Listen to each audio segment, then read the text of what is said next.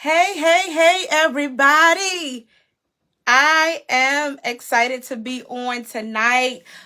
Welcome to the 38th show of Sister to Sister Talk Power Moves. My name is Mone't and I am your host, the visionary and host of Sister to Sister Talk Power Moves. And I am super excited to be with you all tonight. Welcome in, come on in the room, and let me know that you can hear me loud and clearly tonight. Last week, we had some technical difficulties, right? But you know what? When you are in the flow and you are doing what you are supposed to do, doing what you have been called to do, a portion of that, there is always something that, is going to come up. You can expect things to come. And last week we did have a technical difficulties where we had to shift, we had to pivot, and we had to keep on moving, because in this season what we must do is show up. So last week we had to move over to Instagram. We kept it moving with Sister to Sister Talk Power Moves. And I am super excited to be with you all back here at Facebook tonight. But you know what? Here at Sister to Sister, we are taking it higher and higher. So just stick with us. If you are looking for the replays, you can always subscribe to our YouTube station that we are building, and you can stay connected with us. I'll make sure to drop the link. Go ahead and follow us on Instagram. On Instagram, you can follow me at Mo's Enterprise. At YouTube, you can follow me as Mone't S. Horton. And it's either going to be Mo's Enterprise or Mone't S. Horton, Mone't Horton on any of my platforms, the platforms. And so you can always find us. But come on in the room tonight. Take a moment to click and share. Tonight, I am excited to jump in because I have one of my dear friends. We call each other Queen. She started this Queen thing, right? And so, but we have the privilege to hear from one of my dear friends tonight, Mrs. LaQuisha Hall. I'm going to share her bio. She said, no. But I said, yes, I'm going to share her bio, because she is doing and has been doing for many of years some heavy lifting in our community, locally here as well as globally across the world. And I know this is a very busy month for her, but she is with us tonight. And so tonight, our topic here at Sister to Sister is domestic violence awareness. And she is an advocate, a survivor, an ambassador, all of those amazing things she is doing, and has been doing a lot of this work for many years. And so I'm going to share her bio today, but go ahead and take a moment to click and share, so that you won't be the only one getting this information tonight, but you will be able to share with somebody else as well. Also, I see so many people that I haven't seen. Hello. You all know I miss you. I know you don't like me calling you out, but I love to call you out. Sharon and Pastor, so good to see you ladies tonight. Everyone, hello. Thank you for coming over to visit us here at Sister to Sister Talk Power Moves. I moved some things around, so I'm in a new space here in the studio. And I am happy that you all have joined tonight. We here at Sister to Sister, this time has been dedicated for you. This space has been created for you to take a pause, take a breather. Sometimes I believe as women, and we welcome the men as well, but as women, we may be so busy during our days and so busy doing that we don't take a moment to breathe for ourselves. And so Sister to Sister is a space that has been created so that we as women can take off the mask and have some real life conversations. And most of all, we want you to be motivated. We want you to be inspired, and we want you to take the information to be empowered to take action in your life. And so tonight, as we dig in, as I shared, we are going to, our topic tonight is domestic violence awareness, because it is Domestic Violence Awareness Month. But then we're going to talk about being triumphant and confident. And our guest tonight is, again, Mrs. LaQuisha Hall. She is a force to be reckoned with, okay? As she has dedicated her life to serving her community and has been recognized by great leaders, including President Barack Obama and others. As an artist, she creates, teaches, and advocates internationally for domestic violence, sexual abuse, and suicide prevention through her brand, Confident Canvas. Formerly, LaQuisha founded the She Rose Awards to offer a platform to abuse survivors to share their own stories. Beginning her skills in mentoring at the age of 16, she also spent hours locally and abroad mentoring via Queendom Tea, the Etiquette Academy.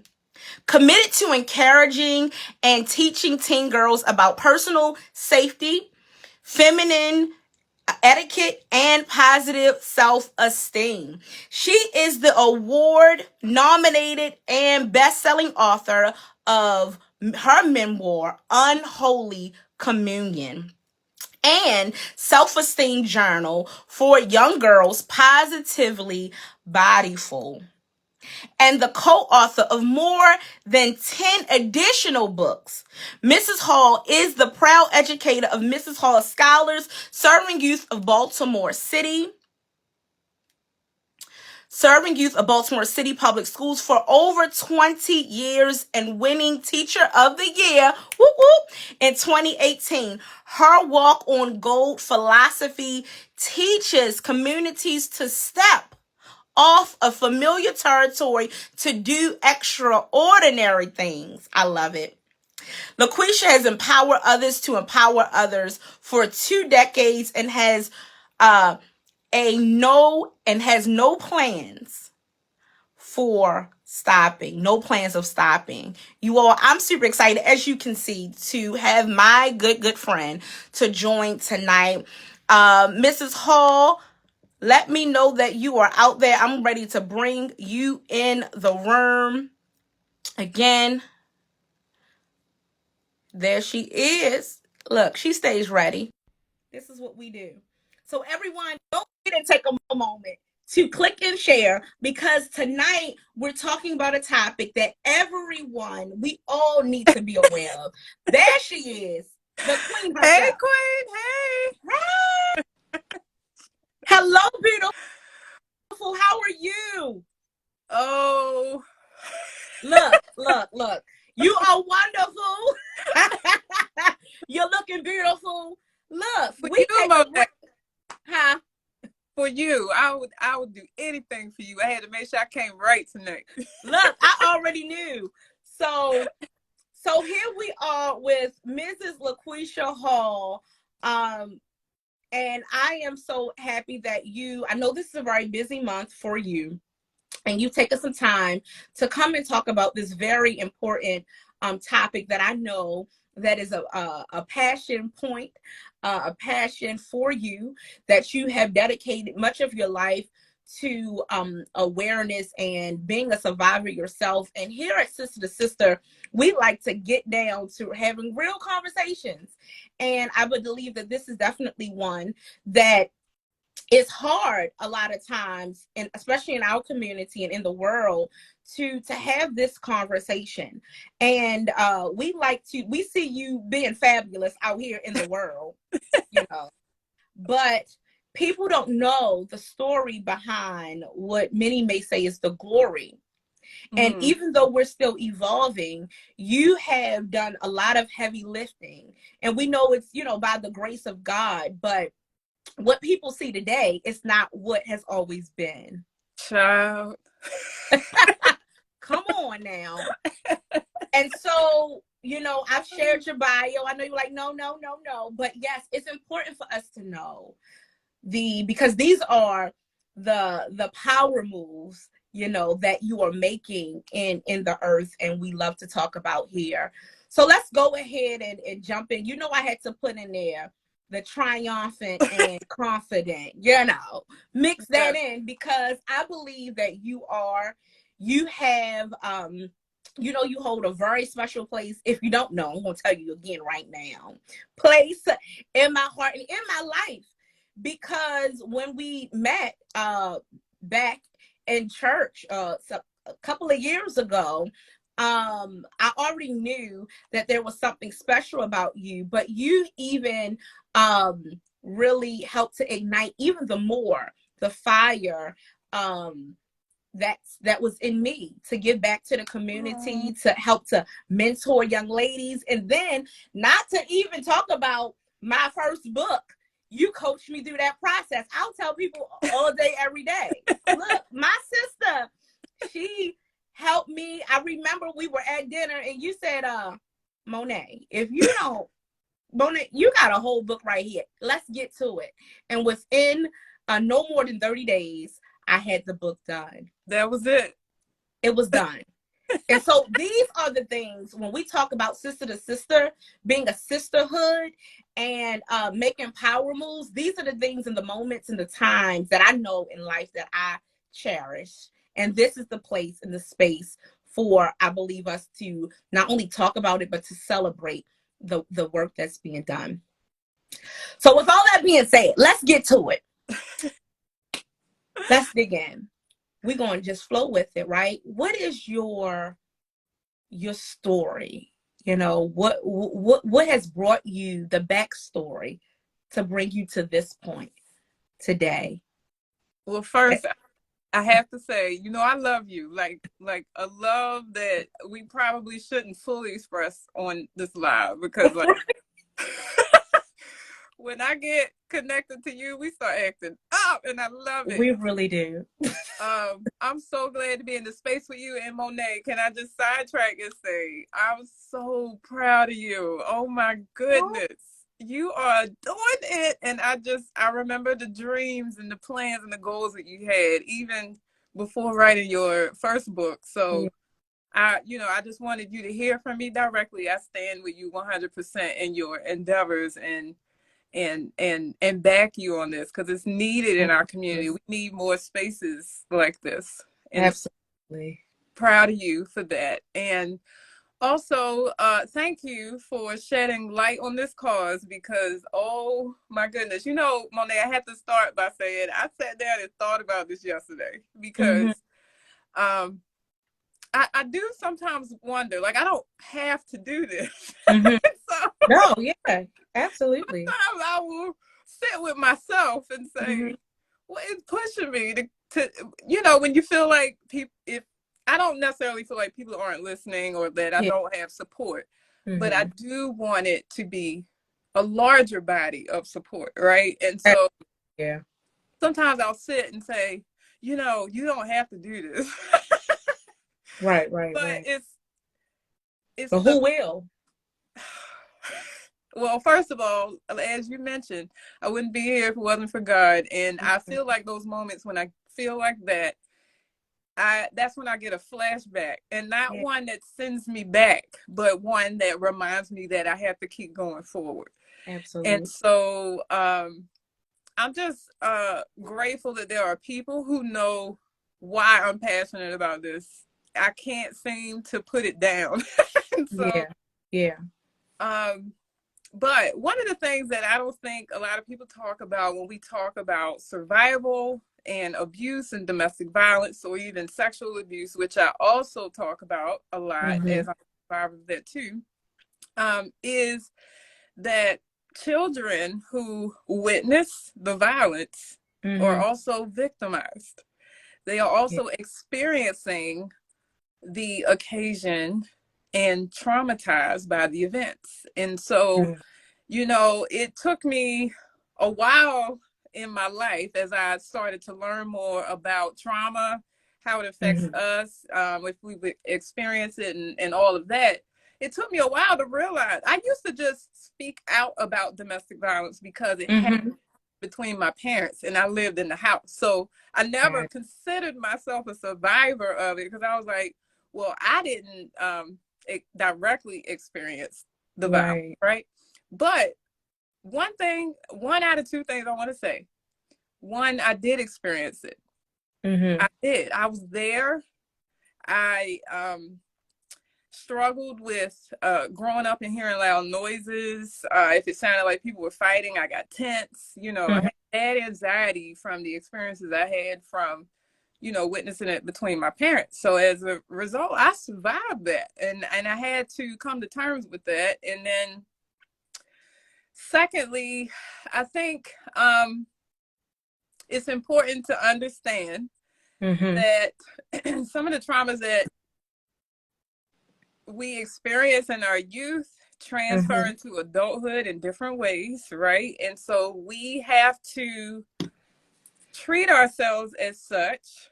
That's so true. And handle business accordingly. Now, I could have ignored all of what happened between my parents, but then I would have probably struggled in my marriage or struggled in relationships because I had this thing hovering over my head that I never addressed because I didn't think it was my problem, right? And one of the things I really want people to know, Mone't, is to not forget the children, how much they suffer, how much support they will need if they're living in a household of that. And also, domestic violence is not limited to intimate partner violence. Domestic violence, domestic, the word means family. So it's any violence happening in the home. So when there's child abuse, when there's intimate partner violence, when there's rape, all of those things technically do fall under the umbrella of domestic violence. So you brought up, and so teacher, I know you are a teacher, so here, bring clarity, because this is already, I believe, helping individuals. You said that it is so important for us not to forget about the children. And I know a lot of times we like to put it all under, one umbrella and think that it is only if I am being hurt or harmed or beat or, whatever it may be. But it's also, yes, the children or anybody who might be experiencing or seeing it or within proximity to it. Yes. Right. And so and it took me to when I was working in HR, where they look on the, in the job descriptions when they asked if you had lived experience. And so lived experience, people might think that, I literally lived through or endured it myself. But no, it's also if you have been exposed to it, or anyone who has been who've encountered it. And so we've brought in that definition and the scope to include that. And so thank you for bringing that up, because as you stated, yes, a lot of individuals who may be the ones inflicting the harm, they might have been themselves children who have experienced it when they were younger, and now they did not deal with it. And so now as adults, you don't know how to control the emotions and the feelings. And so now all you know is to perhaps, I don't know, inflict it on someone else, and know that it's not right. But also that could be a result of not dealing with the emotions, the feelings, all the things that may show up. Yes, absolutely. You hit the nail right on the head with all of that. And Thank you for mentioning that. Because I think I know the job place that you're referring to. I'm so glad that they included that in that process. I Yeah. think there needs to be more done even at workplaces in Mhm. regards to how we interact with the people that work for us, right? Because Yeah. something that we perceive as just anger or an attitude or something like that could really be just a person struggling with something that's hidden. So, Absolutely. And so, how have you, so you just, brought clarity that, hey, I might not have been, but I saw my mom and my dad. So mhm, in your own journey, how have you been able to go beyond the surface and, number one, get the help that you needed yourself, but mhm, then number two, begin to help others who you may see, because you're working with children, mhm. right? Yes, When you see them, in their emotions in class or doing things, how have you been able to navigate and support them in those that's efforts? a great question, Monet. And honestly, I really think that my experiences supported me in being a better teacher. Mm, Because I'm not one that walks into a space and expects the students to be rigidly submissive. Like I expect yeah, pushback, I expect different moves and attitudes and things like that because I know what the types of students I teach are mhm, experiencing a lot of times at home. And so I was able to I'll get to that if I tell you about me. That's what you asked first. right, So um first, I will say it was not easy and it didn't happen quickly. yeah, Um, one of the things I would like to emphasize here is that healing is a lifelong journey. A mm, journey is like it's like a road trip where the map doesn't end. And so, it is, yes, along the way, you're still pit stopping and finding places where you need to stop and visit and sit with and then yeah, get back on the road and keep going and stop again. So that's kind of like what healing has felt like for me. yeah, um Most immediately, I went into uh another space in my life where I was further traumatized. So once my parents finally separated, you would think that that would open the door to maybe some more peace in the household, but I actually ended up being sexually abused right after that. And so um in that time frame, I was extremely frustrated with, some members of my family because I felt like, there were signs there. I yeah, needed yeah, yeah, there. But the truth is, we were all traumatized, and no one can help anybody because we didn't have help ourselves. And you know that a lot of times in our community, yeah, therapy is not talked about, yeah. support is not talked about. What is talked about is minding your business, don't tell your business, and they basically would teach you to sweep those kind of issues under the rug. So And can I ask you a question right there? mm-hmm.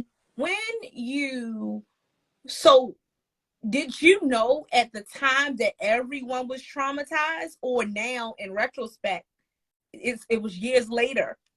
Yeah, I mean, gosh, Monet, I was growing into a teenager, and so already you got the teenager. Yeah. Right, right, right, right, right, right. I was just very frustrated with everybody. I just felt like the world was against me. So I had no knowledge, first of all, that what was happening wasn't normal. I felt like it was a normal thing. Like maybe this happens to other kids, they're just not talking about it. Mm-hmm. And I also was taught that we don't talk about household business outside the house. So even though I knew it was wrong and it felt wrong, I felt like you just don't do that.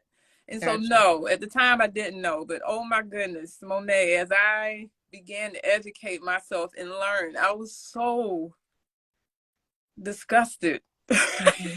Yeah, yeah, yeah. Not at myself, but like disgusted that this cycle continues in so many homes. Mm-hmm. And what really did it for me was, as you asked about, how I navigated even young people, Mm-hmm. I still hadn't really dealt with it before becoming a teacher in the way that I should have. Got you. I was getting better. I was starting my healing journey, but it was still very private. But it wasn't until I became a teacher in Baltimore and I'm hearing students as they trust me, as they begin to trust me, telling me my story back. And Yeah. I'm like, Yeah. wait a minute. So it's bringing it to light even the more, like an out of body experience.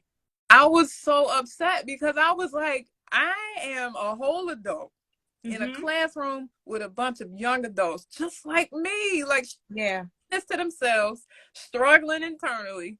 And I was Mm-hmm. like, I can't just watch this perpetuate and not say or do anything. Right, right, right.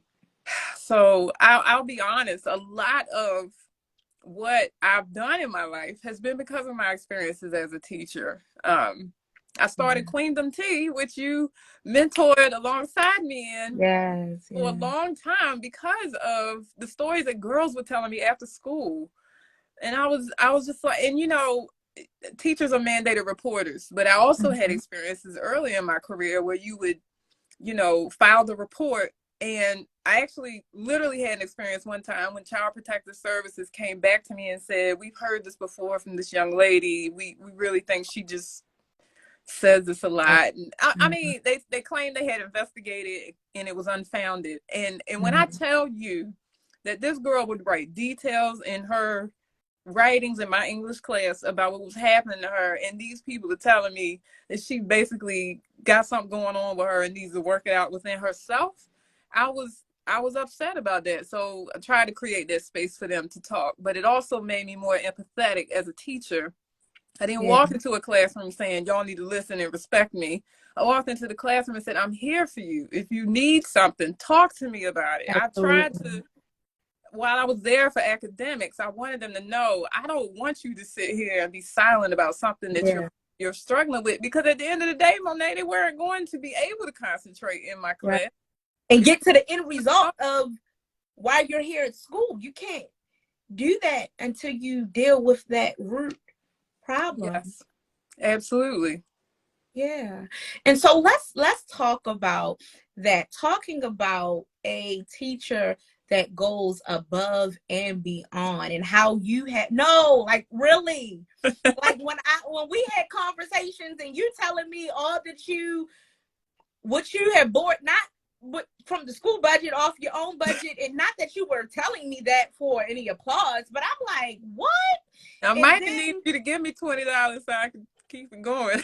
you know what I'm saying? Look, I am, and I was, and I still am just really amazed at the level of, the going above and beyond to really make an impact in the lives of the young people that are in your classroom and that are in the school period.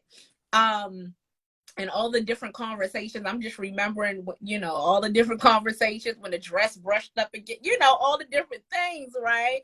So, so, but you have become an advocate and a support even in the classroom to help these young people and then other people in the community.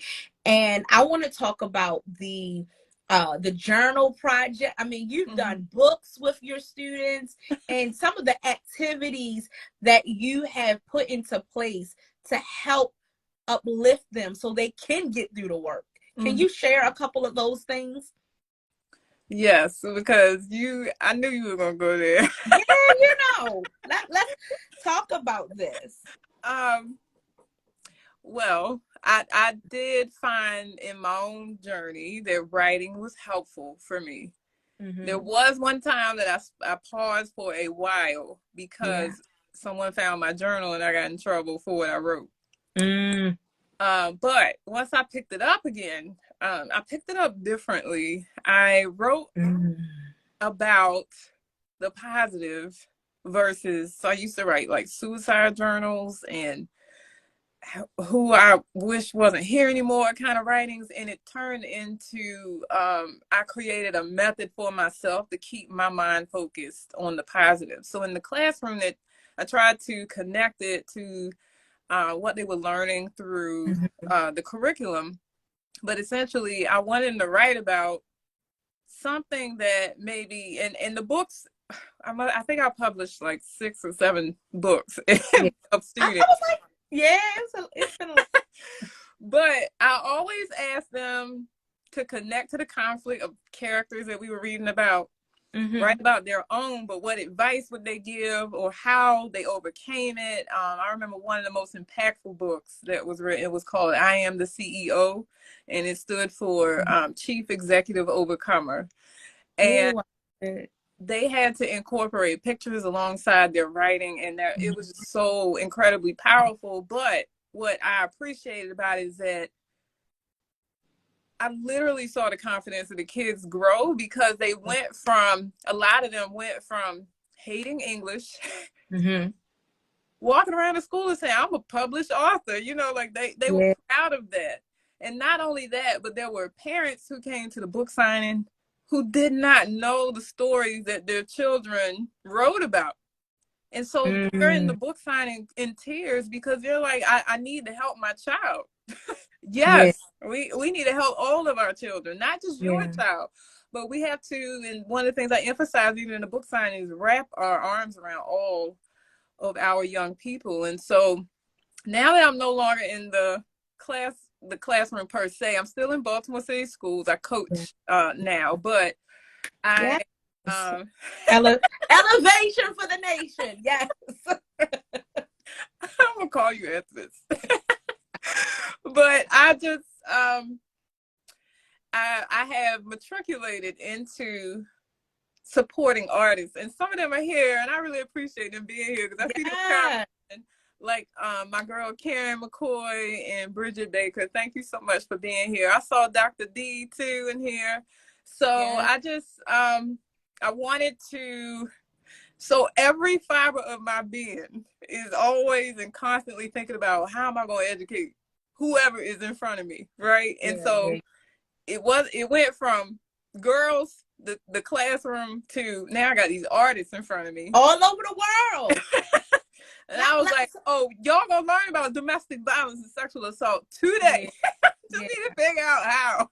How are we going to do it? So I used the awareness colors to create campaigns where the art community used the colors to educate their own communities on the issues, but still be creative. And I have to honestly say, Monet, I feel like this, even after Shiro's Awards, when we had the gala for survivors, I feel like this is the most impactful thing I've done, because it's reached so many people, and I get messages all the time of people saying, I couldn't comment on your post, or I couldn't create using the colors, but I so appreciate seeing all the posts. Like, you just don't know who's looking and who is reaching. Yeah. So I guess I should say what they are. And right now we're doing Restore Your Royalty for domestic violence, and in April Just about Yep. We do Reveal Your Till in April for sexual assault. So you are out here in these I'm just gonna say creative streets. You out, I mean, you're just doing your thing. I mean, you have went for, like you said, from the young ladies from first of all working on yourself, which is always in the process, to now turning that right into supporting young women, and then like you said, the individuals, the students in the classroom, and now you are globally, you are just making an impact in so many lives, and these campaigns that I'm like, sis is up to, what's my girl doing? I mean, always just at the cutting edge. And can you talk about, so I have to talk about this. So we went on a trip, and we went, where did we go? We went to Vegas. Lord, well, they don't talk about it. Oh yes, I'm going to talk about it. And we're in Vegas, y'all. And, celebrating, I think it was a birthday, and then the book, everything. And I'm like, LaQ, come on. That's what I call LaQuisha. It's okay. What's up? Yes. So LaQ, and so we are out in Vegas. It's just having a good It was time. my first time, by the way, before y'all hear what she get ready to say. Right, her first time. And so, in Vegas, they say whatever happens in Vegas stays in Vegas. But we are saved, sanctified, filled with the Holy Ghost. Hallelujah. And we still having a good time. But right, having a good time. So we're in a room, and we know that usually in hotels where you stay, they have, open up the drawer. What they have, y'all? They have the Bible. The Gideon Bible. Huh? The Gideon Bible. The Gideon Bible, right? Yeah. And so, of course, you are very specific in the brands and everything. So, y'all, I turn around, and the Q had found the Bible, the Gideon Bible. Next thing you know, it has all this artwork on it. Subscribe, everything. I mean, it's the woman hair coming out and all into the word in the scripture, and I said, what is going on? I said, and she said, I have to leave my mom. I forgot the exact words, but you like, look. I can tell we you. Out here. I still feel that way. Yeah.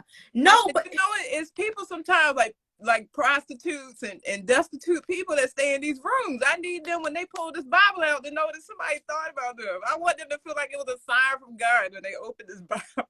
Look, and I believe today that whoever found that Bible, they might have that Bible sitting up somewhere, on a showcase, but their life would have been changed from this flipping that open. But that was just a testament to show wherever we are, we have to be, we have to stay awoke, right? Mm-hmm. And we have to be able to let our light shine. And it might not be a person who's going to come in a room and sit right there, but you never know the impact. And you were so determined that before I leave here, they're going to know that LaQuisha Hall was in the room. And so I just want to say that just stuck with me. And I said, is she for real? Yes, she is. Y'all, she had her journal. I had my watercolor. She had her little packets. If y'all follow LaQuisha, go and follow her. But this is how you know that someone is serious and they're dedicated about the work. And I don't even think at that time you were doing it at the level that you're doing it now. And that might have been probably like the start, because you started showing it. And then people were like, hey, can I buy a Bible that you did your artwork in? Yes, that is what happened. And Monet, I have to say, I appreciate you telling that story, because I thought you was going to talk about what happened. We were walking around at night. I was going to tell about that one, but I was like, no, No, don't tell that one. No, but we're good. I think that one, that was really impactful. But just know that wherever LaQuisha is, she's going to spread the word. And we're going to spread it together. Now, don't think I was doing anything different. But it's keeping me safe, though.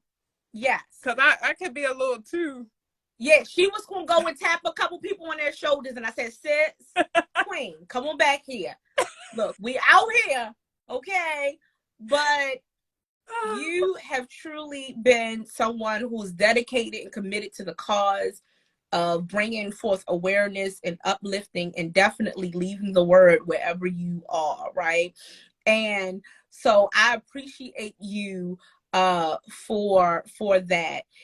Can you talk about, so you talked about your campaign and what you're doing, so restore the royalty. Look, I am with everything, but now you are doing so many other things to bring awareness and to individuals. How important is bringing awareness on domestic violence, on sexual assault, on these topics? How important is it?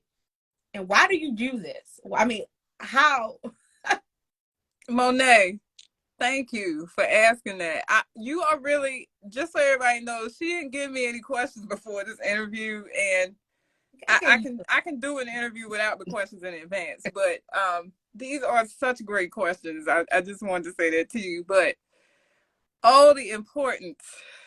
So the first thing I want to say is, um, as you know, every month there are several awarenesses, and this one, unfortunately, it occurs during a month when there's another very big awareness. And so the difference between the two is the breast cancer awareness, which is important. Absolutely. Gets a lot of funding and a lot of attention. I think it's a little bit easier for people to talk about because it's even been made commercially easy. Like, you know, you could buy a t-shirt with pink or a notebook that's pink instead of whatever the traditional color is. Everybody knows that that's breast cancer awareness, but we still have not, as a society, gotten to a point where we're ready to talk about this as openly as we are breast cancer. And one of the things that I'm hopeful in is that it will happen, because there was a time when people were not openly talking about breast cancer, right? Yeah. And so, but also, I don't know Susan, but she got a lot of money. And unfortunately, domestic violence shelters, organizations don't get that same type and level of funding. And so I feel like I struggle a bit this month because I'm pushing against a lot of other awarenesses that are happening simultaneously. And so one of the reasons why it's important to push this is because other things are being, it's almost like other things are being pushed to push this down because people are so uncomfortable talking about it, right? And when you think about the statistics, there's 20 people every minute who are being assaulted in their home. That equals 10 million people in a year. And I just feel like and also, you know, just the correlation between domestic violence and other awarenesses that also occur this month. So, for example, there are some breast cancer survivors or I guess patients who are also domestic violence victims because financial abuse occurs in households. Financial abuse for those a lot of different types. Yeah. Somebody's controlling the money and they won't let you do certain things with the money unless teach us. Show. Yes. Listen, and that's a real thing. But we think you know, everybody's getting the help they need. That's not always true. And then also, it's also ADHD Awareness Month. What we don't talk about is how predators prey on people that they perceive have disabilities, because they don't think they're going to talk, or they won't be as prone to speaking out for themselves because they already struggle with speaking to other people, right? Oh, yeah. So domestic violence, mental health, suicide prevention, sexual abuse, these things are embedded in some of the causes that we lift up, but we won't talk about this part. Yeah, yeah. And so that's why it's important to talk about, because you could be looking at somebody ringing that bell in the hospital who's going home to an abuser. So it's truly levels and layers to this, and we have to expand our minds to really, you know, I know individuals don't want to talk about it because when you talk, see, it's not good enough though. It's not good enough just to talk about these things. It's good enough. I mean, we have to do something about it. Back it up with our action. And that is one thing here at Sister to Sister we want to get to. What are we going to do about it now? You know, once we aware, and yeah, so it's levels to this. It's an emotional side, it's a financial side, right? It's like you said, that mental health side. And so it's a lot.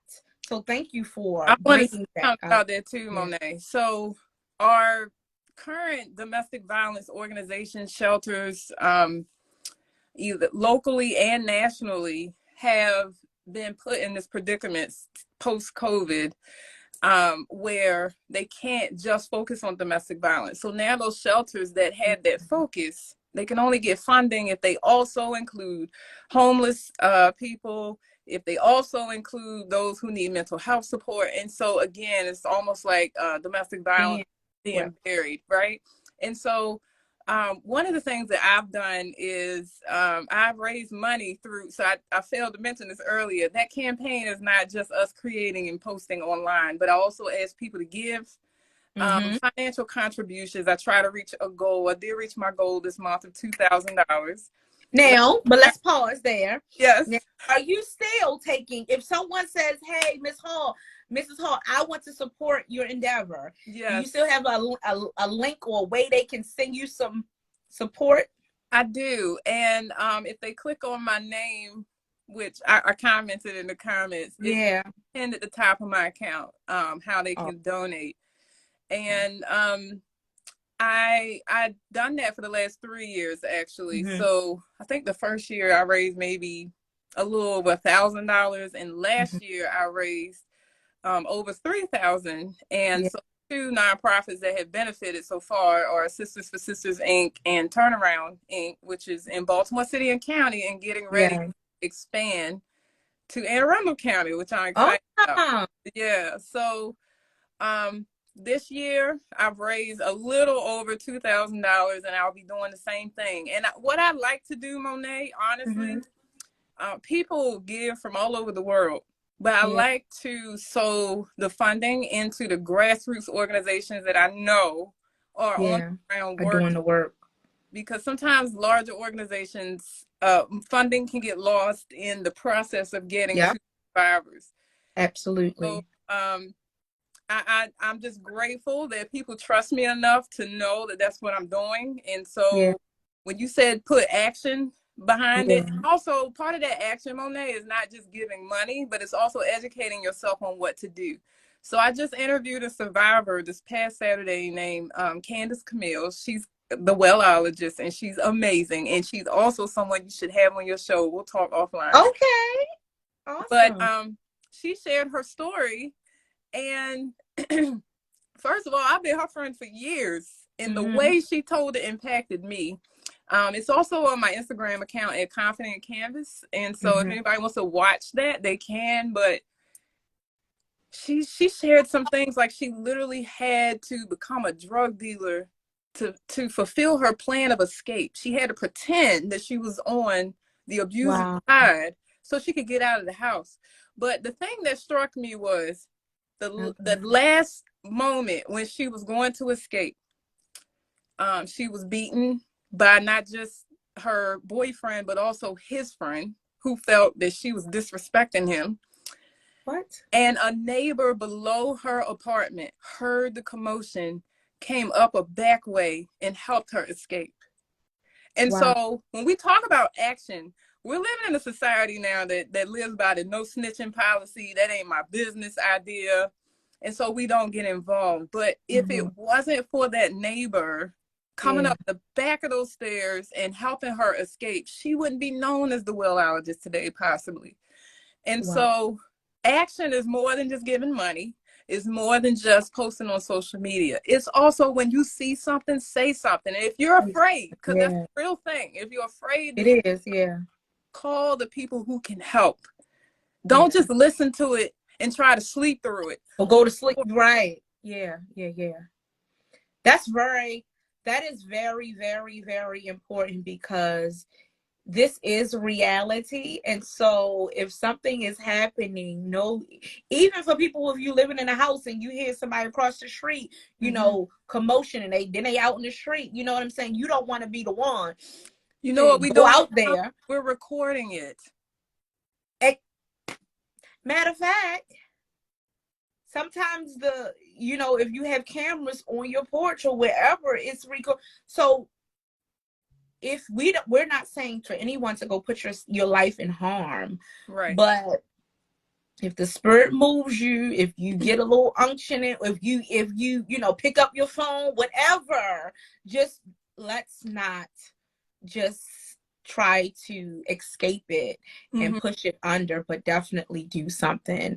And um try to follow up, because unfortunately a lot of times when we call 911 on someone else's behalf, police will show up and make the victim feel like they were in the wrong. So Candace, if you listen to her story, she actually shared that her boyfriend or the friend of the boyfriend, she bit this is probably a lot, but she bit his eye out in order to escape.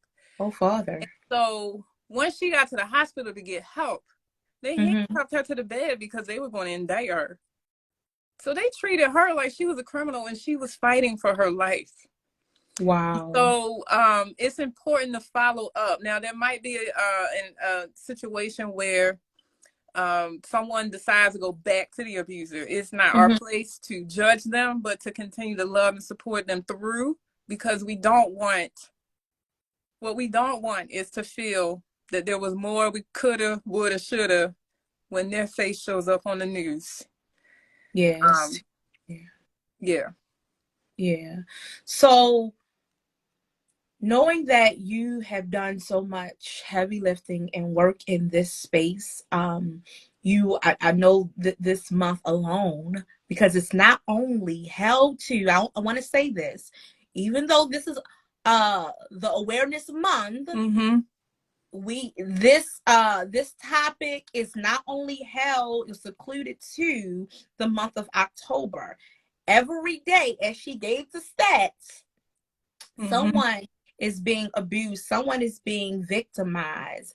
And so we want to continue to make sure that we become, like you said, educated ourselves, how we can help, how we can support the cause. And so at this point, um you how it's we don't know, anyone might be listening today, Mm-hmm. individuals who might have had lived experience, literally been exposed to someone else, falling into so many different pots here and pools. But it might be someone who is in a situation right now and they are the victim. What are some tips, resources, or guides that you can leave with us today, as we are becoming more aware and actionable, as we're moving forward? Well, first, I just want to say that you may not know concretely or specifically, but we all know someone who is suffering from domestic violence. Everybody. It could be a coworker, a neighbor, a friend. A lot of times we don't know because they're not talking about it, but that's why it's so important for us to embrace each other as sisters and brothers, and just be a source of peace and love and hope for all that we encounter. Even those people who seem frustrated or angry, or those ones, you might see a lot of posts on social media where people say things like, oh, my friends aren't there for me, I need a new tribe. Well, they might not be able to be there for you because there's Mm-hmm. something privately going on that they haven't disclosed to you yet. And how Exactly. would you feel if you Mm. found that out and you were just selfishly thinking about talking about the new outfit you bought and they didn't call you, you know? Wow. Yeah. So it's just important to just try to have more empathy for others and consider what place they could be in, even if it's not domestic violence. And then for those who might be in a situation that are watching this, one, there are lots of resources online to support you. And I know that there is a fear of tracing. If your abuser looks through your phone or computer, they could trace back to your cache and see what you've looked at. Most Mm-hmm. websites now will allow you to log out or click off so that it's not the information is not collected on your device. Mm-hmm. There's also hotlines. There are numbers that you can text where you can start to create your escape plan. So here's the thing. For the people who are not in the situation directly, we can often take this judgmental stance of, why don't you just leave? Mm-hmm. Just leaving is not as simple as walking out of Walmart with your bags of product. Yeah. It took Candace Camille a year to execute her plan. And it could take others longer or shorter periods of time. But what it will take is the will of the person to say, I'm ready to create this plan. And so if you contact one of those resources online, you can start to build that plan and create an escape for yourself and your children if needed. I will caution people that there are shelters that don't take children, that don't take men. So you will have to be careful in where you go for your support. But some of the national resources can direct most people to where their local shelters and organizations are that can support them. And then finally, for those who are not in the direct line of domestic violence, please stop asking people, why'd you stay? Just don't ask the question. It's not a, it's almost like, it's almost insulting. It's like asking someone about their weight or why they did style their hair a certain way. It's disrespectful because you, first of all, are not in a position to even understand what they're going through. So even if they answered you honestly, what are you going to do with that answer? You know, we have to be in a posture of, what do you need? Not why did you stay, but what do you need? What can I do to further support you? Victims sometimes, when they hear that question, will internalize it as, I'm the problem, I should just deal with it. And so it's not helpful to say things or ask things like that. It also doesn't help them to rehash why they're staying to someone who doesn't understand. And that's if they're in it, someone is asking them. Yeah. And even after, sometimes people are starting their process of like healing. They've left the abuser. They might be starting a new life and a new space and place, and they might open up to someone, and that question is asked, and it's just very demeaning. So it's important to know, just like you wouldn't ask someone who had been raped, why were you at the party so late, or why were you wearing a dress? Like there's some things, that's why education is important, that we just shouldn't do. Yeah. Thank you for helping us. No, that is definitely important. Yeah. And also keep a resource in your phone, a screenshot, a website, something that you can just pass on if you have to go. If you can't stay and hold the person's hand per se. I always tell people, just be a resource. You don't have to save them. You don't have to go to the house with them. You don't have to help them pack their clothes, but give them a place where they can go, other than a scripture. Got you. No. That is important. And that is, even in the word where it says we have to be the hands and feet of God in the earth. It's a proper, I believe, a place, timing and place, for everything. And right then and there, you might don't, give me the script, pray about it, right? Yes. But you read the scripture on my behalf, but absolutely, send that, later on. But right now, I need, how can you help me? How can you put literally your hands to the plow to support this individual, this family, this young person, to navigate whatever is currently in front of them? So I think it's very important for us to be able to do that. And so thank you for giving us those tips. And anyone who's watching tonight, I hope that you was able to, glean and take note of the information that has been shared. Now, I want to ask you, as we're wrapping up tonight, for those individuals who are now on the other side of their story, and yes, they're navigating through, when is and they might not be at a time, they might think that they are ready to share their story, but is there a specific time or part in the process where you think someone who has gone through survivorship, they should share, or what sides or what parts of their story? I'm sure it's not a one size fit all, but just wanted to kind of get your thoughts on that. Yeah, it's definitely not one size fits all. I will say I started my own healing journey by telling my story for the first time in public on a stage at a pageant. But I do think it's important for every survivor to share their story, just to speak out into the atmosphere that this is no longer holding me bound, right? That's good. So you have to be conscientious of who you're sharing with, because I can say that even as much as I encourage people to tell their stories, as you know, Monet, For a long time, I had people in my family upset at me because they felt like I was perpetuating something that we just needed to be quiet about. And they for a lot of years they just couldn't understand why I was writing books, talking about it, hosting workshops, going online. Like they was Going like all the way too in. much. Right. Right. But this is a part of me sharing my story, and sharing has helped me heal. That was how I started my healing process. It was how the people that I shared my story with for the first time embraced me, that empowered me to keep going.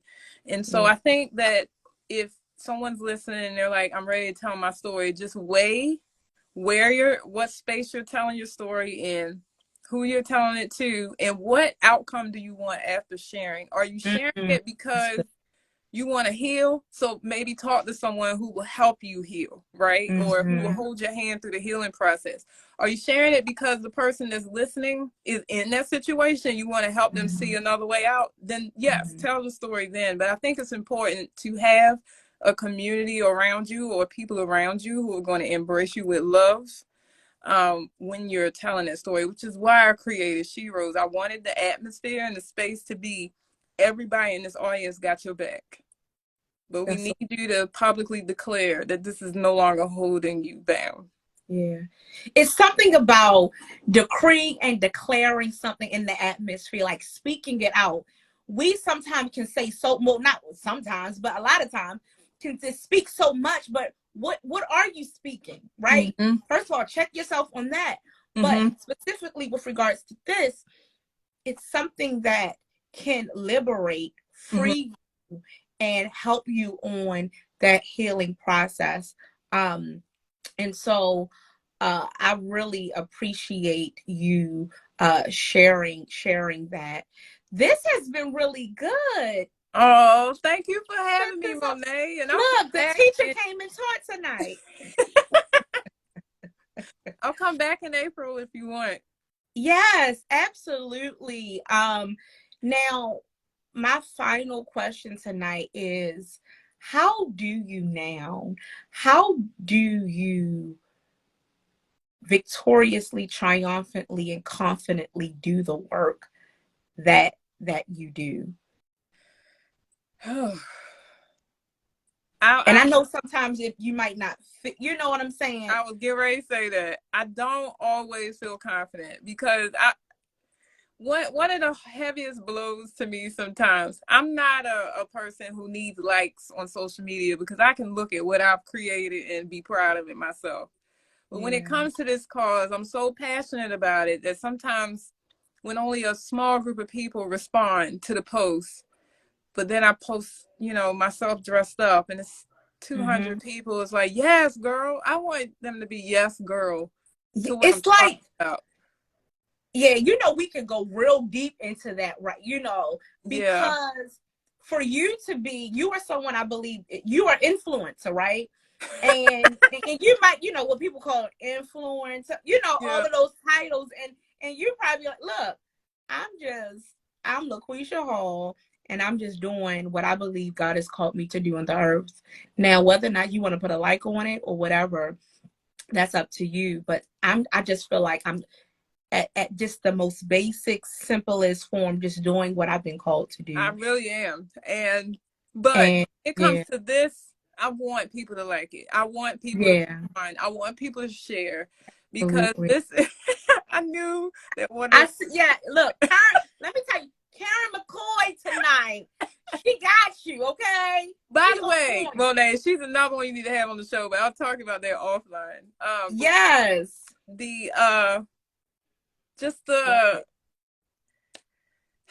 I will tell you, I am confident in the work that God has called me to. I believe that's what it wants to hear from me or anybody in my space that's also sharing this message. I believe that he's going to bring those people forth.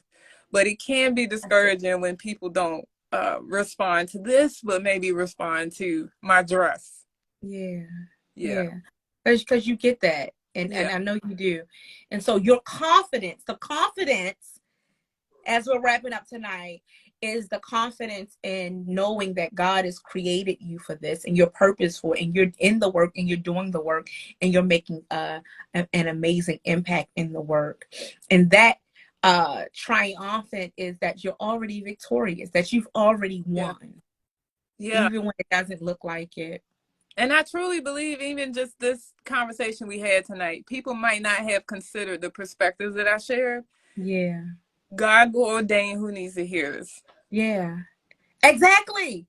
What do you say? Some, give the seed and some come in water and, plant all of those, but God gives the increase. Look, we are showing up. Half the battle is showing up and stepping up to the plate. And you know what, Monet? In order to show up, you got to break ground.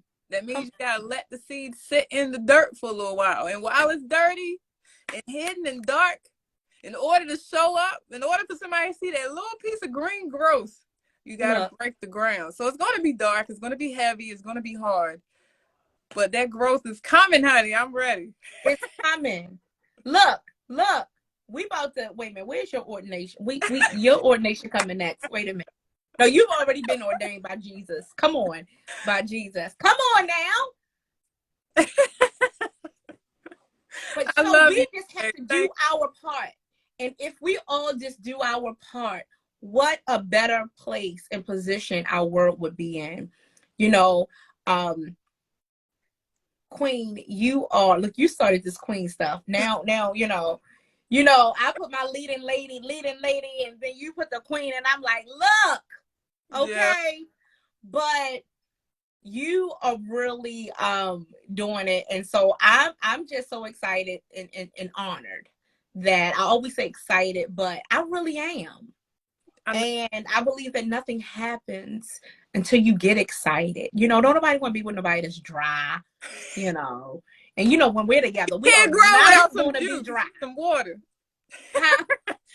You need a little bit of water or some juice or something so you can grow. You need something, right? Mm-hmm. Something. And so thank you, Queen, for being here tonight. LaQuisha Hall, Mrs. LaQuisha Hall. Tell my brother, I said, hey, look, I love you all. You are both just doing phenomenal things. I celebrate you, all that you've done, all that you are yet to do.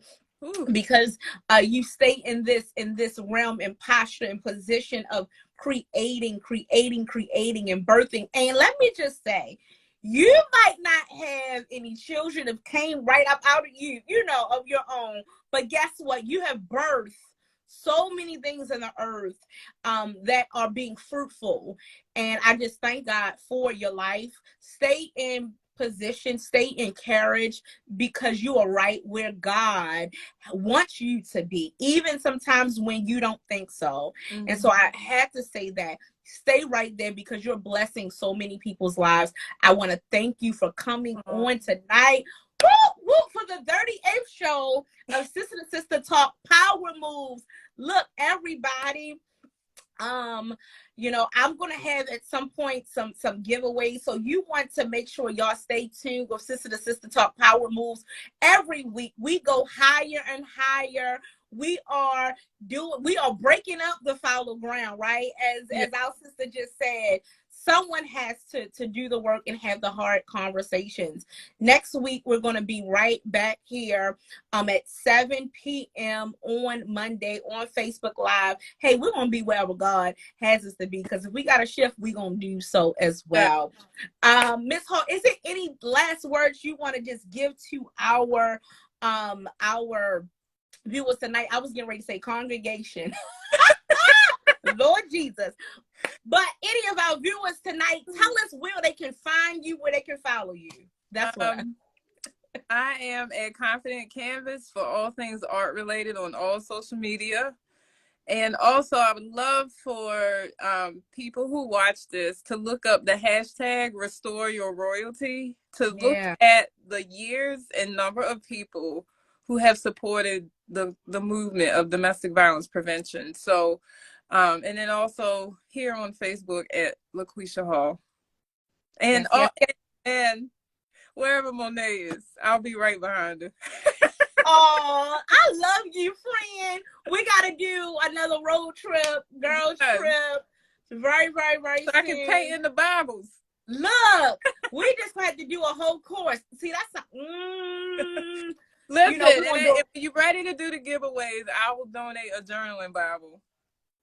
Oh, yeah, I think y'all it's heard important that? All to right. spread that in our community, and we can talk about it Absolutely, later. absolutely. And we got to go and maybe see where the other one is out there in Vegas. But put it on a plaque or something. But look, sis, I love you. I thank you for coming tonight and just shedding some light on this topic that we need. We see you out there, like you said, all of the glory, but thank you for coming to share your story tonight and shedding some more light on us. Everyone, again, this has been another showing of Sister to Sister Talk Power Moves. We look forward to having you join us again. Be empowered. We hope that you've been able to take something away tonight that you can tuck away and share with someone else. Be more educated yourself, but don't just hold the information. Information goes in, it forms, and then the action is the action. How are you going to move in the earth? Come on, you're going to make a power move. Turn the voice into victory. And so thank you. I love you, sis. Thank Love you for you joining us too. tonight. Everybody take care. Bye-bye.